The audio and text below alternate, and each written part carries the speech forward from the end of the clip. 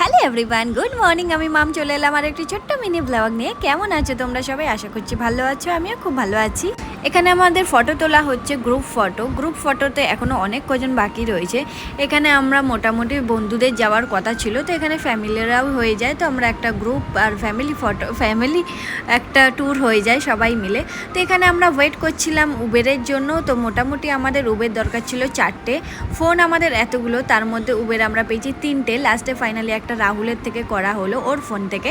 তো প্রথমে চলে এলো আমাদের গাড়িটা। তো আমাদের গাড়ি ফার্স্টে এসেও কোনো আমাদের লাভ হয়নি, যেহেতু আমি ভাবলাম হয়তো আমাদের গাড়িটা ফার্স্ট এসে হয়তো আমরা আগে পৌঁছিয়ে যাব, কিন্তু না, পুরোটাই আমি ভুল ছিলাম। সেদিন আমাদের সঙ্গে একটা যথারীতি একটা বাজে জিনিস হয়ে যায়। সেদিন আমরা ট্রেনটা মনে হয় মিস করতাম কি হয়তো করতামই, জাস্ট 1 সেকেন্ড বা 2 সেকেন্ডের জন্য আমরা বেঁচে যাই এবং ট্রেনটা ধরে নিতে পারি।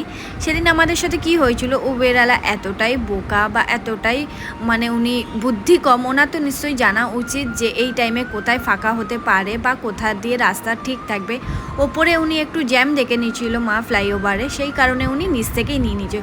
তো নিচ থেকে যথারীতি হচ্ছে গিয়ে জ্যাম পেয়ে যাই। আমরা তো শুধু টাইম দেখছি, আর আমি তো নেক্সট ট্রেনের টাইম দেখছি যে আমরা কখন যেতে পারবো। তো নেক্সট ট্রেনের টাইম দেখছিলাম আমি 9:15 রাত্রির বা তারপরের দিন সকাল।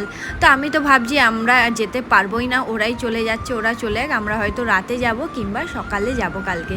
তো অনেকটাই টেনশানে ছিলাম, সেই ভিডিও আমার আর নেওয়া হয়নি, যেহেতু অনেকটা টেনশানে আর অনেকটা দৌড়িয়েছি। আমরা রীতিমতো গাড়ি থেকে নেবেই দৌড়িয়েছি। তো ফাইনালি কথা বলতে বলতে চলে এলাম। তারই মধ্যে মনার গাড়িতেই বিরক্ত লাগছিল। মনা একদম পারে না 4 চাকায় থাকতে, ও বমি করে দেয়, গা গুলায়, যেমনটা আমারও হয়ে থাকে। তো আমার মনারও ওরকম হয়ে থাকে। তো এখানে আমরা দীঘা চলে এলাম ফাইনালি কথা বলতে বলতে। তো মনাকে একটু ডাবের জল খাইয়ে নেওয়া হয়েছিল, ও খাবে বলছিল, তো একটু ওর দরকারও ছিল, তো খেয়ে নিল। এখানে যত ফেরিওয়ালা যাচ্ছিলো, এখানে তো কেউ ফাঁকা ফেরিওয়ালা যাচ্ছিলো না, এদের সবারই মুখ মোটামুটি কন্টিনিউই চলছিল। তো চলো কথা বলতে বলতে আমরা চলে এলাম দীঘাতে। তো ছোটোটা আবার আমার কোলে চলে আসে, ও আমার সাথে যাবে বলে হাতটা বাড়িয়ে আমার কাছে এসে যায়। তা আমরা সবাই চলে এসে যাই এবং নেমে যাই। তো এখানে নামার পরে আমরা সব একসাথে হব, সবাইকে দেখে নিচ্ছি সবাই ঠিকঠাক এসছে কিনা। তো তারপরে আমরা যাব। তো এখান থেকে আমাদের রুমটা বেশি দূর ছিল না, রুমটা একদমই পাশে ছিল। তো আমরাও তাও এতটা জার্নিং করে এলাম বলে আমরা আর হেঁটে নিলাম না ডিসিশন। আমরা ভাবলাম যে না, টোটোতেই চলে যাই, বাচ্চারা রয়েছে তো অসুবিধা হবে, হেঁটে যাব না। তো এখানে লাল আবার একটু ভিডিও নিয়ে নিল। এখানে যেটা দেখতে পাচ্ছ এটা নতুন উদ্বোধন হয়েছে, আমরা আসার পরে হয়েছে। ওটা পুরীর যে নতুন একটা মন্দির হচ্ছে দীঘাতে, সেইটা। তো এখানে আমরা এসে যাই। এখান থেকে আমরা মোটামুটি সবাই যাচ্ছিলাম হেঁটে হেঁটে।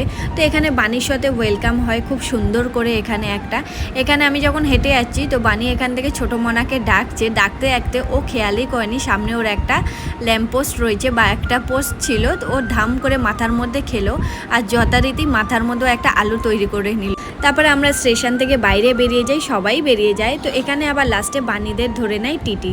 তো বাণীর ওয়েলকামগুলো ভালোভাবেই হচ্ছে, আলু হয়েছে এবং টিটি ধরছে।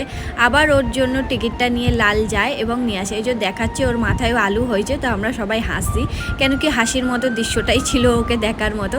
তো এখানে টোটোওয়ালাদের দেখতেই পাচ্ছ যথারীতি কীভাবে ডাকছে, এমন করছে মনে হচ্ছে ওদের ওখানে একটা মেলা চলছে, এতটাই জ্যাম। আর টোটোওয়ালা তো মনে হচ্ছে ওরা জোর জবরদস্তি তুলে নিয়ে বসিয়ে দেবে, এমনভাবে ওরা ডাকছে। তো একদমই আমাদের পাশেই ছিল রুম, তো আমরা রুমে এসে গেলাম। তো যখন আমরা টোটো থেকে নামছি আরও সবাই বলছে এই কাছে, তো আমরা তো হেঁটেই আসতে পারতাম।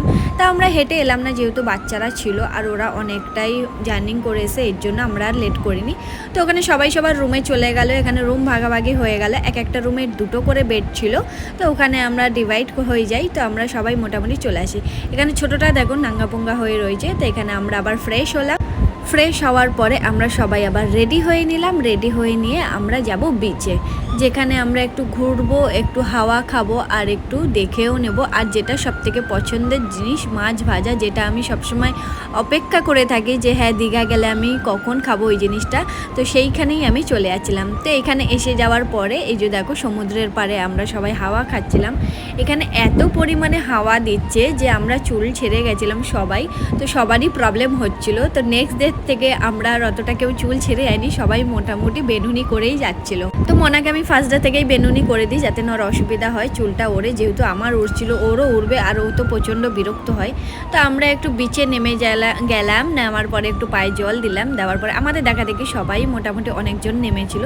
তো এই যে দেখতে পাচ্ছ, তারপরে আমরা চলে এলাম মাছ ভাজা খেতে। এখানে আমি দুটো নিয়েছিলাম ভোলা মাছ, দুটো পমপ্লেট মাছ আর দুটো টুনা মাছ না কি বলে, সবাই যেটা বলে থাকে অবশ্যই কমেন্ট করে জানিও ওই মাছটাকে কি বলে।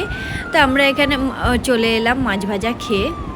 মাছ ভাজা আমি আর রোজ খেতে পারিনি, যেহেতু মাছ ভাজা খাওয়ার পরে আমার শরীরটা একটু খারাপ হয়ে যায় বলতে ওই ওরা বাসি তেলেই ভাজে, তো ফ্রেশ তো তেল না, এর জন্য আমার পেটটা খারাপ হয়ে যায়, তাই সেই কারণে আমি একদিনই খাই, প্রত্যেক দিন আমি আর খেতে পারিনি। তারপরে আমরা ঘুরে ঘাড়ে চলে এলাম আমাদের রুমের নিচে, হোটেলের নিচে। এখানে আমাদের খেয়ে নিতে হবে। সেদিন ফার্স্ট ডে আমরা এখানেই অর্ডারটা দিয়ে দিই, যেহেতু কোথায় খুঁজবো কোথায় কি, তো ফার্স্ট ডে আমরা আর বেশি দৌড়ঝাঁপ না করে নিচেই অর্ডার দিয়ে দিই। তো আমরা ভেবেছি হয়তো খাবারটা ভালো হবে, বাট একদমই জঘন্য খারাপ খাবার ছিল, খুবই বাজে মানে খুবই বাজে, মুখে দেওয়ার মতো ছিল না। তো প্রচণ্ড খাবার আমাদের নষ্ট হয়েছে, সবাই রীতিমতো নষ্ট করেছে, কেন কি খাবার একদমই ভালো না যে সবাই মিলেমিশে মানে ভালোভাবে খাবে আর কি। তো এখানে আমাদের ছিল ডাল, আলু ভাজা, পটল আলুর তরকারি আর রুই মাছ, আর লাস্টে দিয়েছিল চাটনি, তো খুবই জঘন্য ছিল। তারপরের দিন আমরা অন্য জায়গায় খাই, খুব ভালো ছিল। তো আমার ভিডিওটা কেমন লাগলো অবশ্যই কমেন্ট করে জানিও। Tata bye bye.